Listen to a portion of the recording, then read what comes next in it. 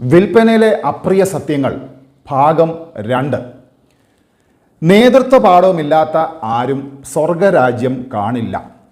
എന്താണ് ഈ സ്വർഗരാജ്യം എന്ന് പറയുന്നത്? സ്വർഗരാജ്യം എന്ന് പറയുന്നത് it's all about self control. നമുക്ക് നമ്മളെ തന്നെ നിയന്ത്രിക്കാനുള്ള കഴിവിനാണ് സെൽഫ് കൺട്രോൾ എന്ന് പറയുന്നത്. അപ്പോൾ സ്വർഗരാജ്യം എവിടെയാണ് ഇരിക്കുന്നത്? നമുക്ക് നമ്മളെ തന്നെ നിയന്ത്രിക്കാനുള്ള കഴിവ് നമ്മുടെ ഉള്ളിൽ തന്നെ വളർത്തിയെടുക്കുമ്പോഴാണ് നമ്മൾ ആ സ്വർഗരാജ്യം കാണുന്നത്.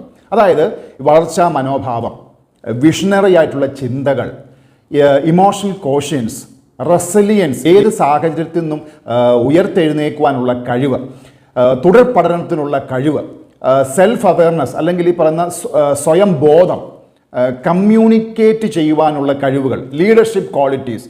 അപ്പോൾ ഇങ്ങനെയുള്ള കഴിവുകൾ വളർത്തിയെടുക്കുമ്പോഴാണ് നമ്മൾ സെൽഫ് കൺട്രോൾ മോഡിലേക്ക് പോകുന്നത്. അപ്പം നേതൃത്വ പാഠം അല്ലെങ്കിൽ ലീഡർഷിപ്പ് എന്ന് പറയുന്ന ആ ഒരു ക്വാളിറ്റി, ആ ഒരു സ്കിൽ സെറ്റ് നമ്മൾ വളർത്തിയെടുക്കണമെങ്കിൽ we have to have these all things. എന്തൊക്കെയാണ് നമുക്ക് വേണ്ടത്? വളർച്ചാ മനോഭാവം വേണം, നമുക്കൊരു വിഷണറി ആയിരിക്കണം, നമുക്കൊരു ഇമോഷണൽ കോഷ്യൻസ് നമ്മൾ ഡെവലപ്പ് ചെയ്തിരിക്കണം, റെസിലിയൻസ് നമ്മൾ ഡെവലപ്പ് ചെയ്യണം, അതോടൊപ്പം തന്നെ സെൽഫ് അവെയർനെസ്സും നമുക്ക് മനോഹരമായിട്ട് കമ്മ്യൂണിക്കേറ്റ് ചെയ്യാനുള്ള കഴിവുമുണ്ടാവണം. അതായത് ആരും കാണാത്തപ്പോഴും നമ്മൾ വർക്ക് ചെയ്തുകൊണ്ടിരിക്കുക, നമ്മുടെ ഉള്ളിലുള്ള ആ ഒരു ട്രൂ പൊട്ടൻഷ്യലിനെ മനസ്സിലാക്കി എടുത്തുകൊണ്ട് അതിന് കൃത്യമായിട്ട് ഫീഡ് ചെയ്യാനുള്ള കഴിവ് നമ്മളിൽ ഉണ്ടാകുമ്പോഴാണ് നമ്മളിൽ ആ ലീഡർഷിപ്പ് ക്വാളിറ്റി ഉണ്ടാകുന്നത്. അപ്പോൾ ലീഡർഷിപ്പ് ക്വാളിറ്റി ഇല്ലാത്ത ആരും സ്വർഗരാജ്യം കാണില്ല എന്ന ഫാക്റ്റ് എന്താണെന്ന് വെച്ച് കഴിഞ്ഞാൽ we have to take control of ourself. നമ്മുടെ ലൈഫിൻ്റെ കൺട്രോൾ നമ്മൾ ഏറ്റെടുക്കുമ്പോഴാണ് നമ്മൾ സ്വർഗരാജ്യം കാണുന്നത്. എല്ലാത്തിൻ്റെയും ഉത്ഭവം ഒന്നിലാണ് ഞാൻ. ഈ ഒരു ബോധം കൃത്യമായിട്ട് ഉള്ള ഒരു വ്യക്തിയെ സംബന്ധിച്ച് അയാൾ വളർച്ചയുടെ പടവിലാണ്, അയാൾ വളർച്ചയുടെ പാതയിലാണ്. ഞാൻ ദൈവത്തിലാണ്, ആ ദൈവം എൻ്റെ ഉള്ളിലുണ്ട് എന്ന ഒറ്റ ബോധം നമ്മൾക്കുണ്ടെങ്കിൽ, ആ കൃത്യമായിട്ട് അതിൽ ഫോക്കസ് ചെയ്യുകയാണെങ്കിൽ നമ്മളിൽ വളർച്ചയുണ്ടാവും. എല്ലാത്തിൻ്റെയും ഉത്ഭവം ഒന്നാണ്, ആ ഉത്ഭവത്തിലാണ് ഞാൻ എന്നുള്ള ഉത്തമ ബോധം നമ്മൾക്കുണ്ടാവണം. നമ്മളെ സംബന്ധിച്ച്, ഒരു വ്യക്തിയെ സംബന്ധിച്ച് ഒന്നിലധികം മൾട്ടി ടാസ്കിങ് പ്രായോഗികമല്ല. നമ്മുടെ ഉള്ളിലൊരു ട്രൂ പൊട്ടൻഷ്യൽ ഉണ്ട്. ആ ട്രൂ പൊട്ടൻഷ്യൽ എന്ന് പറയുന്നതാണ് നമ്മുടെ ആ എസൻസ് എന്ന് പറയുന്നത്. അതാണ് ആ ഉത്ഭവം എന്ന് പറയുന്നത്. അത് നമ്മൾ ഫോക്കസ് ചെയ്ത് എന്താണോ എൻ്റെ ഉള്ളിലുള്ളത് അതിൽ ഞാൻ ഫോക്കസ് ചെയ്തുകൊണ്ട് അത് ഡെവലപ്പ് ചെയ്യുമ്പോഴാണ് ഞാൻ ആ ഒന്നിലേക്ക് മടങ്ങിപ്പോകുന്നത്. എല്ലാത്തിൻ്റെ ഉത്ഭവം ഒന്നാണെന്ന് ഞാൻ മനസ്സിലാക്കിയിട്ട് അതിലേക്ക് ഞാൻ തിരിച്ചു പോകണമെങ്കിൽ എൻ്റെ ഉള്ളിൽ ഒരു തീ ഉണ്ടാവണം, ഒരു ഫയർ ഉണ്ടാവണം. ഞാൻ ആ ഉത്ഭവത്തിൻ്റെ ഭാഗമാണ് എന്നുള്ള ആ ഉത്തമ ബോധ്യത്തോടുകൂടി എൻ്റെ ഉള്ളിൽ ഉള്ള ആ തീയെ ജ്വലിപ്പിക്കുവാൻ, അതിൽ ഫോക്കസ് ചെയ്യുവാനുള്ള കഴിവും പ്രാപ്തിയും ഞാൻ വളർത്തിയെടുക്കുമ്പോഴാണ് ഞാനും ദൈവവും ഒന്നാവുന്നത്. ആ ഉത്ഭവം എന്നതിലാണ് ഞാൻ. That is the focus. ആ ഉത്ഭവം എന്ന് പറയുന്നത് നമ്മുടെ ഉള്ളിലുള്ള ഒരു ടാലൻറ്റോ സ്കില്ലോ ആണ്. അത് കണ്ടെത്തുക, അത് വളർത്തുക, അതിൽ മാത്രം ഫോക്കസ് ചെയ്യുക. So if you want to become a better person you have to understand that ഞാൻ എന്ന് പറയുന്നത് ഒരു ഉത്ഭവമാണ്, ഞാനൊരു ഉത്ഭവത്തിൻ്റെ ഭാഗമാണ്, അതിൽ മാത്രമാണ് എൻ്റെ ഫോക്കസ്. അപ്പം നിങ്ങളുടെ കഴിവും പ്രാപ്തി എന്ന് പറയുന്ന ആ ഒരു എസൻസിനെ കണ്ടെത്തുക. ആ എസൻസിൽ മാത്രമായിരിക്കണം നമ്മുടെ ശ്രദ്ധ. സ്വയം അറിഞ്ഞു കഴിഞ്ഞാൽ ദൈവത്തെ അറിയാം.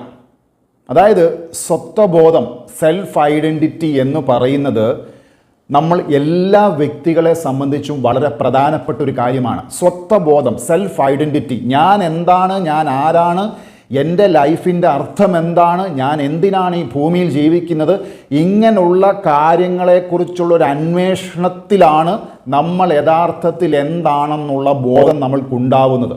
സ്വത്വബോധം വളരെ പ്രധാനപ്പെട്ടതാണ്. ഞാൻ എന്താണെന്ന് കണ്ടെത്തണം, എൻ്റെ ഉള്ളിൽ എന്താണെന്ന് കണ്ടെത്തണം. ആ ഉള്ളിലുള്ളതിനെ വളർത്തുവാനായിട്ട് ഞാൻ മെനക്കെടണം, ഞാൻ കഷ്ടപ്പെടണം. അപ്പം നമുക്ക് നമ്മളെ തന്നെ അറിഞ്ഞു കഴിഞ്ഞാൽ അത് ദൈവത്തെ അറിയുന്നതിന് തുല്യമായിട്ടുള്ളൊരു കാര്യമാണ്. നമ്മുടെ കഴിവുകളെ, നമ്മുടെ പ്രാപ്തികളെ, നമ്മൾ എന്താണ് യഥാർത്ഥത്തിൽ ഈ സമൂഹത്തിൽ നമ്മുടെ സ്ഥാനം എന്നുള്ള ബോധ്യം നമ്മുടെ ഉള്ളിൽ തീർച്ചയായിട്ടും ഉണ്ടാവണം. ആ ബോധത്തോടു കൂടി, ആ ബോധ്യത്തോടു കൂടി മാത്രമേ ജീവിക്കുവാനായിട്ട് സാധിക്കുകയുള്ളൂ. അതുകൊണ്ട് തന്നെ സെൽഫ് ഐഡൻറ്റിറ്റി അല്ലെങ്കിൽ സ്വത്വബോധം എന്ന് പറയുന്ന ആ ഒരു ബോധ്യം, ഹുവാമായി, ഞാൻ എന്തിനാണ് ഈ ഭൂമിയിൽ ജീവിക്കുന്നത്, ഈ ചോദ്യങ്ങൾക്ക് ഉത്തരം കണ്ടെത്തണം. എങ്കിൽ മാത്രമേ നിങ്ങളുടെ ഈ ഭൂമിയിലെ നിലനിൽപ്പിന് സ്ഥാനമുണ്ടാവുകയുള്ളൂ. അപ്പം സ്വയം അറിഞ്ഞു കഴിഞ്ഞാൽ ദൈവത്തെ അറിയാം. ആ സ്വത്വബോധം അല്ലെങ്കിൽ സെൽഫ് ഐഡൻറ്റിറ്റി എന്ന് പറയുന്ന ആ ഒരു എസൻസിലേക്ക് എത്തിച്ചേരുക. ഗോൾ സെറ്റിങ്ങിന് വേണ്ടി വ്യക്തികളും സ്ഥാപനങ്ങളും ടീമും ഒക്കെ ഉപയോഗിക്കുന്ന ഒരു ഫോർമുല എന്ന് പറയുന്നത് OKR അല്ലെങ്കിൽ ഒബ്ജക്റ്റീവ്സ് ആൻഡ് കീ റിസൾട്ട്സ് എന്ന് പറയുന്ന ഒരു സിസ്റ്റമാണ്.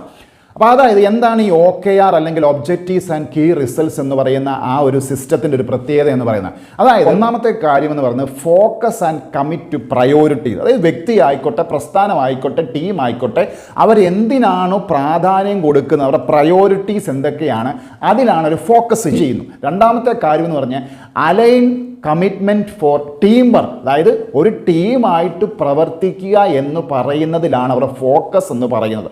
മൂന്നാമത്തെ കാര്യമെന്ന് പറയുന്നത് ട്രാക്ക് പ്രോഗ്രസ് എന്നുള്ളതാണ്. അതായത് അവരുടെ അതുവരെയുള്ള യാത്ര അല്ലെ അവരുടെ ജേർണി, അവരുടെ ബിസിനസ് അല്ലെങ്കിൽ ആ പറയുന്ന അവരുടെ ആ യാത്രയിലുള്ള പ്രോഗ്രസ്സിനെ ട്രാക്ക് ചെയ്യുക. അത് എവിടം വരെയായി, എന്തായി, അതിൻ്റെ പ്രവർത്തനങ്ങൾ എന്തായി.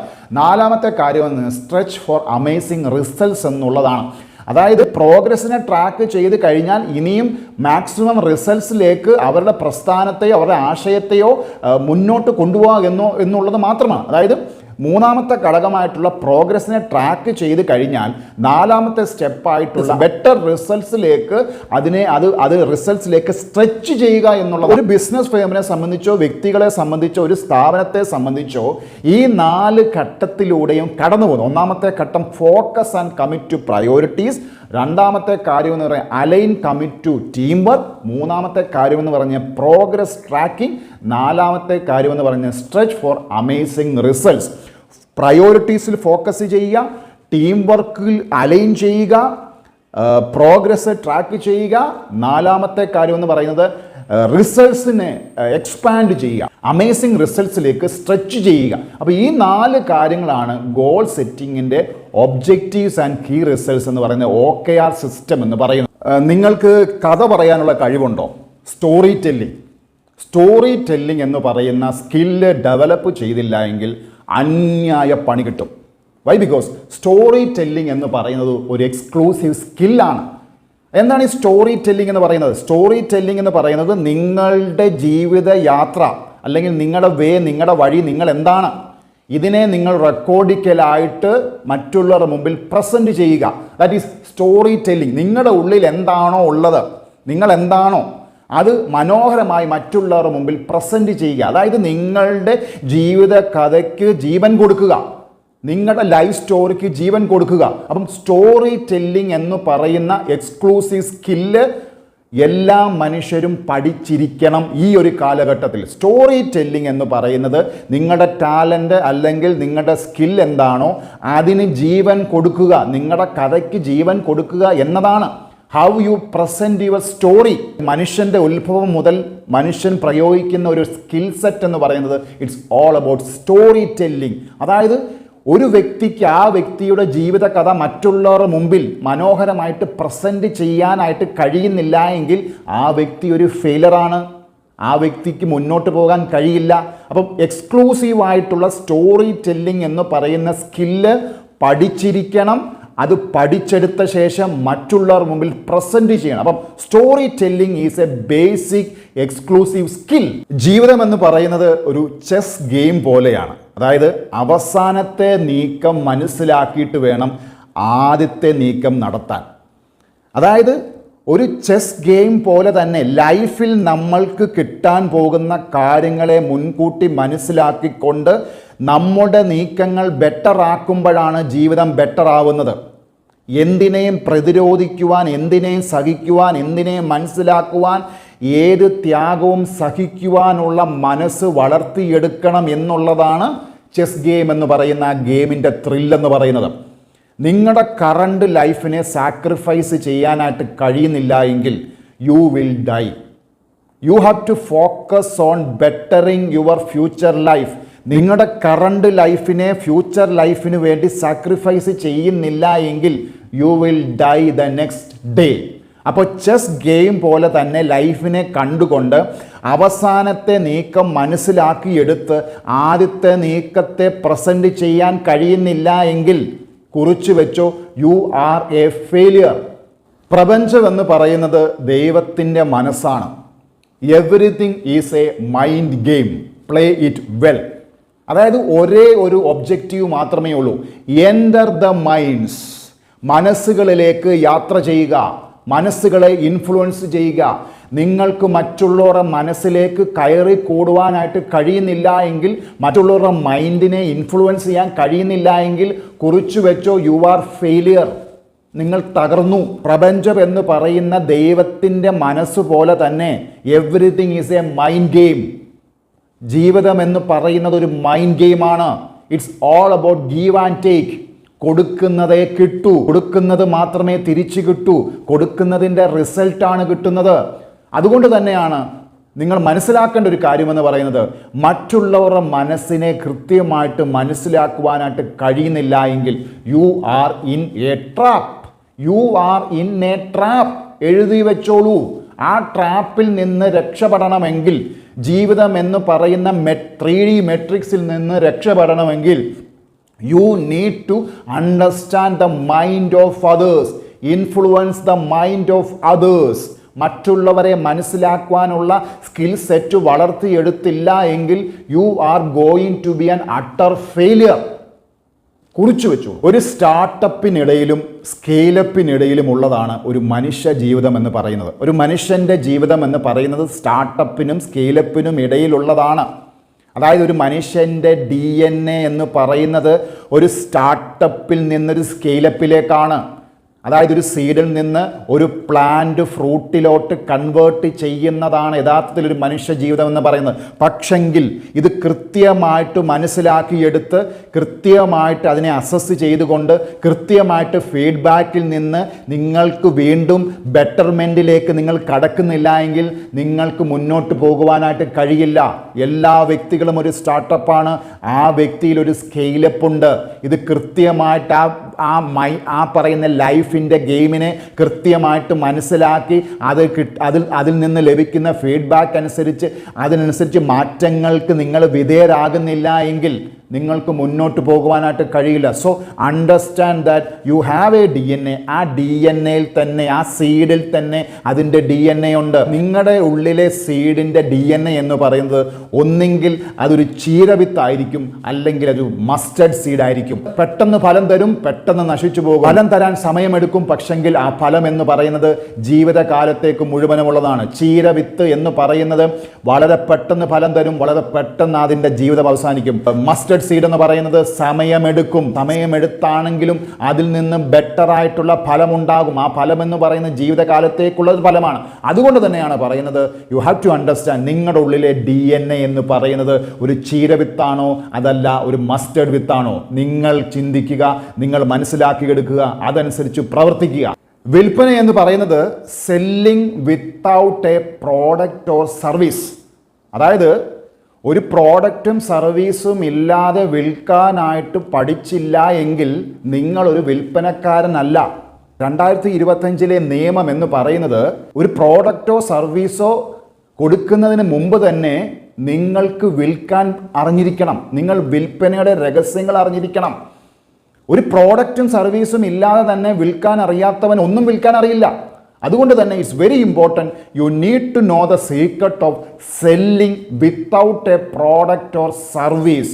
ഒരു പ്രോഡക്റ്റും സർവീസും കയ്യിലില്ലാതെ സ്വന്തം കഴിവും പ്രാപ്തിയും മറ്റുള്ളവരിലേക്ക് എത്തിക്കുവാനായിട്ട് കഴിഞ്ഞ ശേഷമാണ് you are building a product. അതിനുശേഷമാണ് പ്രോഡക്റ്റും സർവീസും ഉണ്ടാവുന്നത്. First of all U cell your self. നിങ്ങളെ തന്നെ വിൽക്കുവാനായിട്ട് പഠിക്കണം. കയ്യിൽ പണമില്ലെങ്കിലും പണമുണ്ടാക്കുവാൻ അറിയണം. കയ്യിൽ പ്രോഡക്റ്റ് ഇല്ലെങ്കിലും പ്രോഡക്റ്റ് വിൽക്കുവാൻ പഠിക്കണം. കയ്യിൽ സർവീസ് ഇല്ലെങ്കിലും സർവീസ് വിൽക്കുവാനായിട്ട് പഠിക്കണം. You are actually A brand. നിങ്ങളൊരു ബ്രാൻഡ് ആകുന്നത് എങ്ങനെയാണ്? ഒരു പ്രോഡക്റ്റും സർവീസും ഉൽപ്പാദിപ്പിച്ച ശേഷമല്ല. ഒരു ബ്രാൻഡ് ആവുക എന്ന് പറയുന്നത് you need to learn all the skills before building a product or service. So വിൽപ്പന എന്ന് പറയുന്നത് selling without a product or service എന്നത് മാത്രമാണ്. ഒരു പൂന്തോട്ടത്തിൽ ഇരുന്നു കൊണ്ട് പൂ ചോദിക്കുന്നൊരു മണ്ടനാണോ നിങ്ങൾ?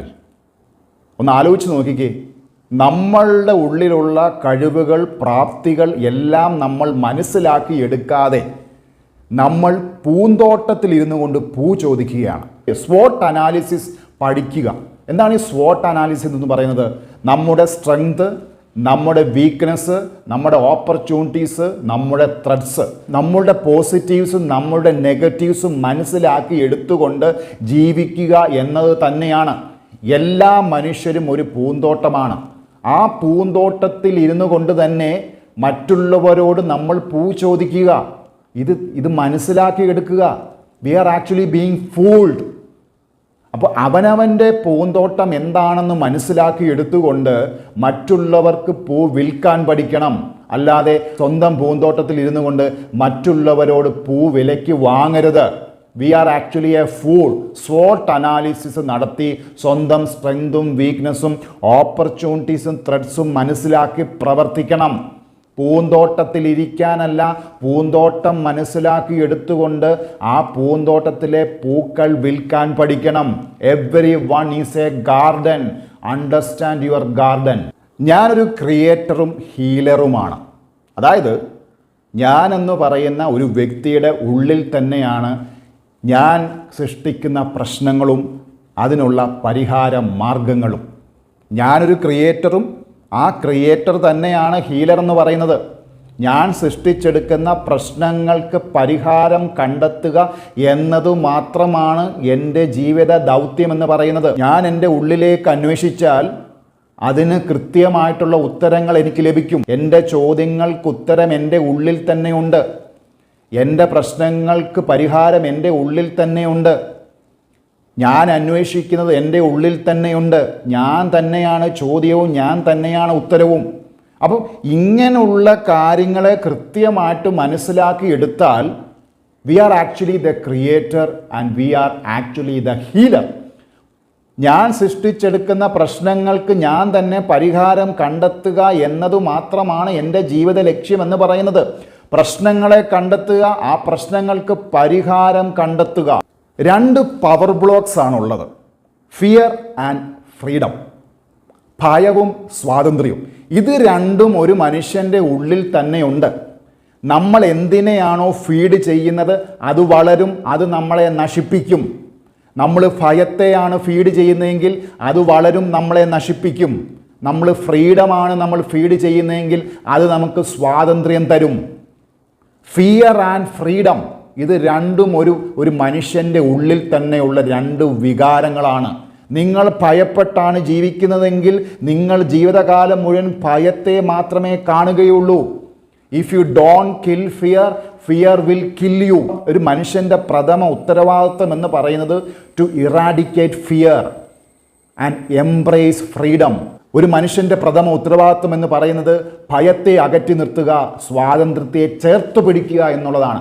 ഭയം എന്ന് പറയുന്ന വികാരത്തെ മനുഷ്യ മനസ്സിൻ്റെ ഉള്ളിൽ നിന്ന് അകറ്റിയില്ല എങ്കിൽ you will not embrace freedom. നിങ്ങൾ സ്വാതന്ത്ര്യം കാണില്ല. അപ്പം ഭയത്തെ ഒഴിവാക്കിക്കൊണ്ട് സ്വാതന്ത്ര്യത്തെ ചേർത്ത് പിടിച്ചെങ്കിൽ മാത്രമേ നമ്മൾ ജീവിതത്തിൽ വിജയിക്കുകയുള്ളൂ. So embrace freedom, eradicate fear from our life. നിങ്ങൾക്ക് വേണ്ടതല്ല നിങ്ങൾ അന്വേഷിക്കേണ്ടത്, നിങ്ങൾക്ക് യഥാർത്ഥത്തിൽ എന്തുണ്ട് എന്ന് മനസ്സിലാക്കിയെടുക്കുക. നമ്മുടെ അന്വേഷണം എന്ന് പറയുന്നത് നമുക്ക് വേണ്ടതിനെക്കുറിച്ചല്ല, നമ്മൾ യഥാർത്ഥത്തിൽ എന്താണ് എന്ന് മനസ്സിലാക്കി നമ്മുടെ ഉള്ളിലുള്ള ആ എസൻസിനെ, നമ്മുടെ ഉള്ളിലുള്ള ട്രൂ പൊട്ടൻഷ്യലിനെ, ഹൂ ആം ഐ, ഞാൻ യഥാർത്ഥത്തിൽ എന്താണ് എന്ന് മനസ്സിലാക്കിയെടുത്ത് അതിനനുസരിച്ച് പ്രവർത്തിക്കുമ്പോഴാണ് നമുക്ക് വേണ്ടത് നമുക്ക് ലഭിക്കുന്നത്. നമ്മുടെ ഉള്ളിലുള്ള ഒന്നിനെ അന്വേഷിച്ച് കണ്ടെത്തിയിട്ട് അതിനെ വളർത്തിയെടുക്കുമ്പോഴാണ് നമുക്ക് പുറമേയുള്ള കാര്യങ്ങൾ നമ്മളിലേക്ക് എത്തിച്ചേരുന്നത്. ഉള്ളിലുള്ളതിനെ മനസ്സിലാക്കി വളർത്തിയെടുക്കുക, പുറമേയുള്ളത് നമ്മളിലേക്ക് വന്നു ചേരും. അപ്പം നമുക്ക് വേണ്ടതല്ല നമ്മൾ അന്വേഷിക്കേണ്ടത്, നമ്മൾ യഥാർത്ഥത്തിൽ എന്താണെന്ന് അന്വേഷിക്കുക. അന്വേഷിച്ചാൽ കണ്ടെത്തും എന്ന് പറയുന്നത് ഉള്ളിലേക്കുള്ള ഒരു യാത്രയാണ്. ഉള്ളിലുള്ള യഥാർത്ഥത്തിലുള്ള നമ്മുടെ കഴിവുകൾ, പ്രാപ്തികൾ കണ്ടെത്തി അത് വളർത്തിയെടുത്ത് വലുതാക്കുമ്പോഴാണ് പുറമേയുള്ള പലതും നമ്മളിലേക്ക് എത്തിച്ചേരുന്നത്. അപ്പം യാത്ര എന്ന് പറയുന്നത് എൻ്റെ ഉള്ളിലുള്ള യഥാർത്ഥ കഴിവുകൾ, പ്രാപ്തികൾ അന്വേഷിക്കലാണ്, കണ്ടെത്തലുകളാണ്. അതുകൊണ്ട് തന്നെയാണ് ഫ്രേസ് പറയുന്നത്, വിതയ്ക്കുന്നതേ കൊയ്യൂ, സോ ഷാൽ യു റീപ്പ്. ജീവിതത്തിൽ വിജയിക്കണമെങ്കിലും തോൽക്കണമെങ്കിലും എൻ്റെ അനുവാദം വേണം. ഒരു മനുഷ്യൻ്റെ അനുവാദമില്ലാതെ ആ വ്യക്തിയിൽ വിജയവും പരാജയവും സംഭവിക്കില്ല. എൻ്റെ അനുവാദത്തോടു കൂടി മാത്രമേ എൻ്റെ പരാജയവും എൻ്റെ വിജയവും സാധിക്കത്തുള്ളൂ. പരാജയവും വിജയവും എന്താണെന്ന് കൃത്യമായിട്ട് മനസ്സിലാക്കി ജീവിച്ചെങ്കിൽ മാത്രമേ വന്നു ചേരുന്ന പരാജയത്തെ മനസ്സിലാക്കുവാനും അത് വിജയത്തിലേക്ക് മാറ്റിയെടുക്കുവാനും കഴിയത്തുള്ളൂ. അപ്പം ഒരു വ്യക്തിയുടെ അനുവാദമില്ലാതെ ആ വ്യക്തിയിലേക്ക് പരാജയവും ആ വ്യക്തിയിലേക്ക് വിജയവും വന്നു ചേരുകയില്ല. നമ്മുടെ ഉള്ളിലുണ്ടാകുന്ന മാറ്റങ്ങൾക്കനുസരിച്ചാണ് പുറമേയുള്ള കാര്യങ്ങളും മാറുന്നത്. അപ്പം വിജയിക്കണം എന്നുള്ള ത്വര ഉള്ളിലുണ്ടെങ്കിൽ പരാജയങ്ങളിൽ നിന്ന് വിജയങ്ങൾക്കുള്ള പാഠങ്ങളെ മനസ്സിലാക്കി എടുത്തുകൊണ്ട് അത് ജീവിത വിജയത്തിലേക്കുള്ള മാറ്റമാണെന്ന് നമ്മൾ മനസ്സിലാക്കണം. പരാജയങ്ങളിൽ നിന്ന് പാഠങ്ങൾ ഉൾക്കൊള്ളാത്ത ഒരു വ്യക്തിയും ജീവിതത്തിൽ വിജയിക്കുകയില്ല. അപ്പം എൻ്റെ അനുവാദമില്ലാതെ എൻ്റെ ഉള്ളിലേക്ക് പരാജയങ്ങളെ ഞാൻ അനുവദിക്കില്ല എന്നുള്ളൊരു ഉത്തമ ബോധ്യമുണ്ടെങ്കിൽ you can win the game of life. ഒരു കണ്ണാടിയുടെ മുമ്പിൽ നിന്നിട്ട് ഈ പറയുന്ന കാര്യങ്ങളൊന്ന് പ്രാക്ടീസ് ചെയ്യുക. അടുത്ത 3 വർഷത്തിനുള്ളിൽ മലയാളികൾ അവരുടെ ജീവിതത്തിലെടുക്കുന്ന സുപ്രധാന തീരുമാനം എന്നോടും കൂടി ചോദിച്ചിട്ട് മാത്രമേ ഉണ്ടാവുകയുള്ളൂ. ഈ ഒരു കാര്യം നിങ്ങൾ ക്യാമറയുടെ മുമ്പിലോ ഒരു കണ്ണാടിയുടെ മുമ്പിലോ പോയി നിന്ന് പ്രാക്ടീസ് ചെയ്യുക. മക്കളെ നോക്കിക്കോ, ഉറപ്പാണ് 3 വർഷത്തിനുള്ളിൽ നിങ്ങൾ ആഗ്രഹിക്കുന്നത് പോലെ തന്നെ സംഭവിക്കും.